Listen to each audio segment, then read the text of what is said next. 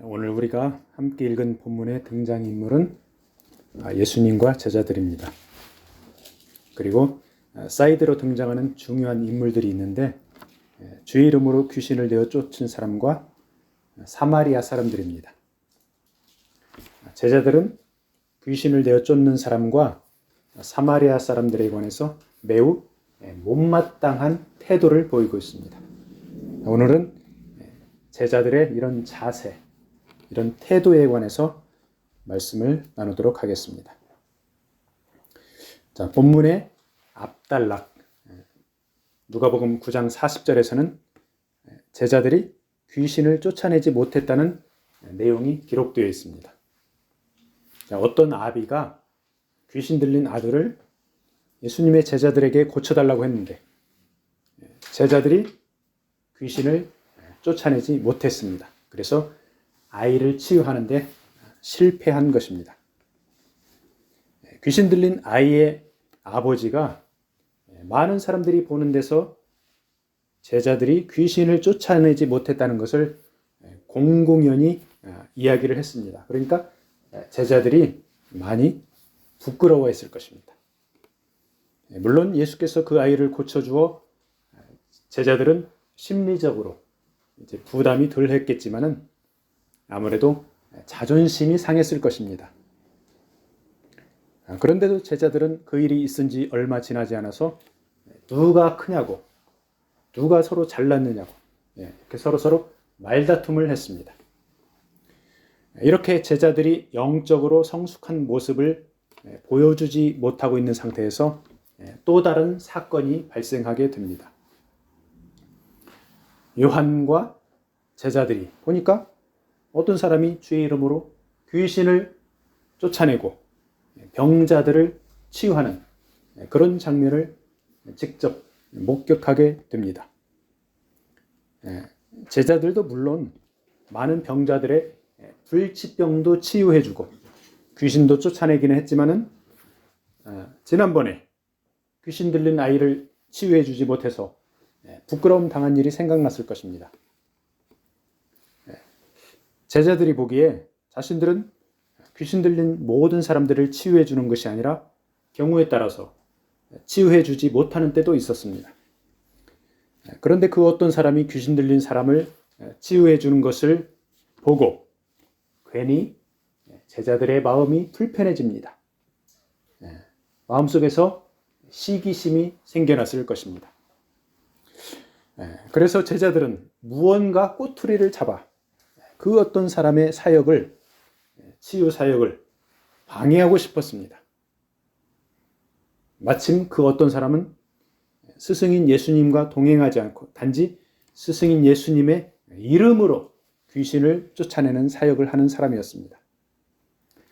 제자들은 건수를 잡았다 싶어 자신들과 함께 스승 예수님을 따르지 않는다고 그 어떤 사람의 사역을 하지 말라 이렇게 금지시켜 버렸습니다. 예수께서는 제자들에게 뭐라고 말씀하십니까? 금하지 말라. 너희를 반대하지 않는 자는 너희를 위하는 자니라. 이렇게 말씀하십니다. 예수님의 제자들 어떻습니까? 또다시 자존심을 구겼습니다. 전에 귀신을 쫓아내지 못한 것이 사람들 앞에서 공개적으로 알려졌습니다. 제자들은 자기들끼리 누가 크냐고 서로 잘났다고 싸우다가 예수님께 혼났습니다. 이번에 또 주의 이름으로 치유 사역하는 어떤 사람을 금했다가 이번에 또 예수님께 혼났습니다. 예수께서는 제자들에게 주의 종들이 주의 이름으로 사역하며 서로를 반대하지 않으면 된다. 이런 취지로 말씀하셨습니다. 예수님과 동락하면서 함께 생활하는 제자들은 무의식 중에 예수님은 자신들만의 스승이고 자신들을 특별한 존재로 생각했을 것입니다. 제자들이 귀신을 쫓아내지 못하면 다른 사람들도 당연히 그 일을 못하는 것이 자연스럽다고 이렇게 제자들은 생각했을 것입니다. 그런데 그 어떤 사람이 제자들이 못하는 일을 하니까 이 제자들 마음이 얼마나 불편했겠습니까? 그것이 바로 사람들의 본성이죠. 오늘날 우리 개신교에 수많은 교단들이 있습니다.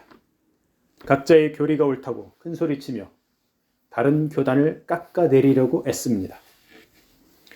주님께서는 현대교회의 목회자들과 사역자들에게 단순해지라고 말씀하고 있습니다. 주의 이름으로 단순하게 사역하며 서로를 반대하지 말고 진리인 성경 말씀에 서 있으면서 사랑을 실천하라고 말씀하고 있습니다. 물론 이단 사이비를 주의해야 합니다. 그리고 성경학자들은 더 많이 연구를 해야 합니다. 주의 이름으로 사역을 하며 서로 반대를 하지 않는 사역자는 서로를 위한다는 것이 주님의 취지입니다. 다른 목회자가, 다른 사역자가 자신보다 더 잘나 보이고 더 인기가 있어 보이면 마음에 불편해서 그 사역자에 대해 부정적인 이야기를 하고 이렇게 깎아내리려는 것이 인간의 본성입니다. 주님과 함께 살았던 제자들이 그랬으니까 우리 일반인들은 더 이상 말할 나위가 없습니다. 다른 사역자가 신실하게 사역하고 사람들에게 인기가 있고 진리의 말씀 가운데 사랑을 실천하면 우리는 불편한 마음, 시기심을 내려놓고 그 사역자에게 박수를 쳐줄 수 있어야 합니다. 그리고 그를 도울 수 있는 방법을 찾아서 도울 수 있는 것은 도와주고 기도할 수 있는 부분은 기도해 주어야 합니다. 오늘날과 같이 복잡한 현대사회에서 우리는 단순하고 명쾌하게 사역을 해야 합니다. 그것은 바로 주의 이름으로 하는 것입니다. 이 세상의 유행과 문화와 지식을 교회에 들여와서 활용하는 경우가 많습니다. 물론 그렇게 할 수 있습니다. 그렇게 하는 경우에 그 기본 바탕이 예수 이름이어야 합니다. 예수 이름은 온 우주를 통틀어서 가장 강력한 권세와 영향력이 있습니다. 그런데 예수 이름은 뒷전이고 인간적인 수단과 방법을 우선시하면 그 사역이 잠깐 반짝할지는 몰라도 건강하지도 못하고 오래 갈 수도 없습니다. 우리는 복잡할수록 단순하고 명쾌하게 예수 이름을 가장 앞세워 나아가야 하겠습니다. 제자들이 예수님과 함께 예루살렘으로 가면서 하는 짓들, 그런 제자들의 짓들을 분수를 모르는 짓이라고 할 수 있습니다. 예수님은 예루살렘에 가서 장차받을 고난을 깊이 묵상하는데 제자들은 누가 크냐고 서로 싸우고 주의 이름으로 사역하는 것을 못하게 하며 주제 파악을 못하고 있습니다. 사실 우리 인간들에게 자기 자신이 어떤 존재인가를 인식하는 것은 매우 중요합니다. 스승을 따르는 제자들은 스승의 가르침을 제대로 파악하여 실천하고 전파하면 됩니다. 스승의 가르침을 제대로 파악도 못하고 제자들끼리 서로 쌈박질하면 아직 덜 성장한 그런 제자들인 것입니다. 공장의 노동자들은 자신이 열심히 일해야 한다는 것을 파악하는 것이 첫째입니다. 농촌에서 일하는 농부들은 양질의 농산물을 생산하여 가족과 시민들에게 공급하는 일이 우선적인 것입니다. 노동자가 양질의 노동력을 제공하고 농부가 품질 좋은 곡물과 야채, 과일을 재배하면 사회 지도자들은 사회의 시스템을 조절하여서 서로 윈윈 할 수 있도록 상생할 수 있도록 올바르게 관리를 해야 합니다. 그런데 그렇게 되지 못하도록 어둠의 세력들은 사람들이 자신의 주제를 파악하지 못하도록 미혹시켜 버립니다. 노동자나 농부를 유혹하여 땅 투기를 하여 단기간에 큰 돈을 만지라고 속삭입니다. 사회 지도자들에게는 강자의 편을 들어서 부정한 방법으로 부와 권력을 손에 쥐라고 유혹하고 있습니다. 이렇게 어둠의 세력들의 유혹을 받으면 더 강한 권력을 손에 쥐고 약한 나라를 괴롭히고 약한 사람을 괴롭힙니다. 사회 시스템이 왜곡되어 버리면 노동자는 일하고 싶은 의욕이 안 생기고 농부도 자신의 일에 대한 소중함을 잃어버리게 됩니다. 그래서 우리 크리스찬들은 노동자로 살든지 농부로 살든지 사회 지도층으로 살든지 자신의 분수를 명확히 인식해야 합니다. 철저하게 자신의 주제를 파악해야 합니다. 그리고 자기 자신의 분야에서 정직하고 최선을 다해서 일을 해야 합니다. 그러한 삶이 바로 빛과 소금의 역할인 것입니다. 그리스도인들이 사회에서 빛과 소금의 사명을 포기하면 그 반대로 타락은 더 심하게 찾아옵니다. 그렇지만 우리 그리스도인들이 각자 맡은 분야에서 자신의 사명을 묵묵히 감당하면 예수 그리스도의 작은 제자들이 되면서 하나님께 영광을 돌리게 될 줄을 믿습니다. 예수께서는 주제 파악을 못하는 제자들을 교육시켜 가면서 예루살렘으로 향하고 있습니다. 예수님의 일행 어림잡아서 20명 이상이라고 짐작할 수 있습니다. 제자들만 해도 12명이고 수종드는 여인들까지 하면은 적은 인원이 아닙니다. 이제 예수님 일행이 예루살렘으로 가야 하는데 도중에 사마리아를 지나쳐야 합니다. 그런데 사마리아 사람과 유대인들은 옛날부터 서로 반목하고 사이가 좋지 않았습니다. 유대인들은 사마리아 사람들을 혼혈이라고 무시했습니다. 사마리아 사람들은 기원전 4세기에 그리심산에 성전을 세워서 그들 방식으로 혼합적인 신앙을 가지고 있었습니다. 예루살렘 성전회를 가지 않고 자신들만의 그리심산에서 혼합적인 신앙을 가졌습니다. 그 사마리아 사람들이 세운 그리심산의 성전은 기원전 2세기에 파괴되었다고 합니다. 지금도 사마리아 사람들은 그리심산 근처에 살고 있는 사람들이 있습니다. 약 1,000명이 되지 않는다고 합니다. 그들은 성전터에서 구약의 방식으로 양을 잡아서 희생 제사를 아직도 드리고 있다고 합니다. 기원전 2세기에는 그리심산 근처의 인구가 사마리아 사람들이 1만 명가량이나 되었다고 합니다. 참고로 요즘의 사마리아 사람들의 핵심 신앙은 유일신 하나님, 모세의 예언, 그리고 토라, 그리심산의 신성함, 그리고 심판의 날이라고 합니다. 그들의 핵심 신앙에 예수 그리스도가 빠져 있습니다. 너무나 안타까운 일입니다. 당시 유대인들은 사마리아를 통과하는 길이 거리가 짧아도 멀리 돌아갔습니다. 그럴 만큼 그들은 서로 사이가 좋지 않았습니다. 그렇지만 예수께서는 사마리아 사람들을 차별하지 않고 수가성의 사마리아 여인을 통해서 직접 전도의 본을 보여주기도 했습니다. 이번에는 주님께서 예루살렘을 향해 가면서 사마리아 마을에 메신저를 미리 보냅니다. 그런데 사마리아 사람들은 예수님 일행이 유대인이고 예루살렘으로 가는 것을 알고는 자기네 마을로 들어오지 못하도록 막습니다.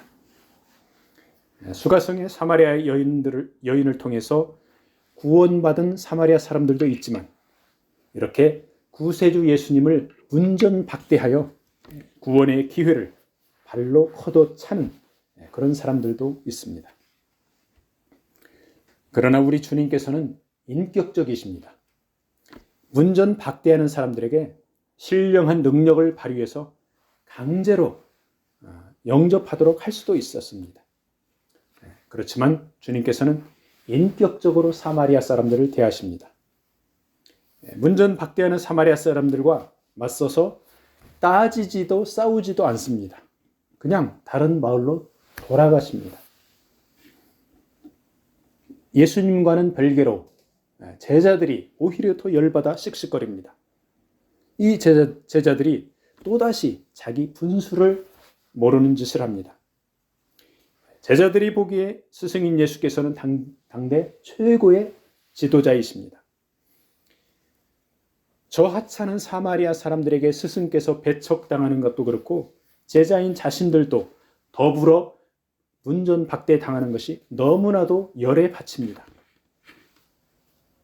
그렇지만 사마리아 사람들 입장에서 보면 예수님과 제자들은 자신들과 반목하는 유대인들 중에 일부에 해당합니다. 제자들 중에 야고보와 요한이 열에 받쳐서 씩씩거리면서 주님께 질문을 합니다. 우리가 불을 명하여 하늘로부터 내려 저들을 멸하라 하기를 원하시나이까? 이렇게 질문을 합니다. 제자들은 아마도 북이스라엘 아하시아 왕이 엘리야를 체포하라고 보낸 군사들이 하늘에서 내려온 불에 타 죽은 사건을 염두에 두었던 것으로 보입니다. 자신들을 문전박대한 사마리아 사람들을 당장에 불에 태워 없애버리고 싶도록 열에 바친 것입니다. 그나마 다행인 것이 제자들이 분노하기는 했어도 자신들 멋대로 행하지 않고 옆에 계신 스승인 예수께 물어보았다는 것입니다. 물어보지도 않고 하늘에서 불이 내려와 저들을 살으라 이렇게 했으면 이 제자들은 또다시 망신을 당했을 것입니다. 제자들이 스승인 예수님과 동행하고 있는 것은 맞지만 그들은 심판자가 아닙니다. 그런데도 마치 심판자인 것처럼 하늘에서 불을 내려오게 하여 저 나쁜 사람들을 죽여야 한다고 말하고 있는 것입니다. 사마리아 사람들이 천벌을 받아 죽어야 할 악당들이라고 인식한 것은 제자들의 유대적 편견입니다. 주님은 사마리아 사람들을 전도의 대상으로 보았지만 제자들은 아직까지도 그들에 대한 편견을 깨뜨리지 못하고 천벌받을 죄인으로 낙인 찍었던 것입니다.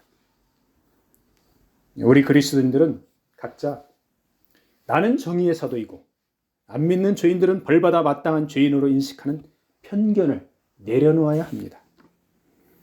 신자이건 불신자이건 하나님께는 소중한 생명들입니다. 하나님께서 친히 창조한 하나님을 닮은 소중한 생명들입니다. 그 소중한 생명들이 죄를 회개하고 예수께 돌아오기를 기다리고 있는 것입니다. 그래서 우리는 주변에서 죄 가운데 있는 사람들을 보면서 그들을 손가락질하고 정죄하는 것보다 하나님 닮은 소중한 생명으로 인식하고 그들에게 주님을 알 수 있도록 인도해야 하는 것입니다.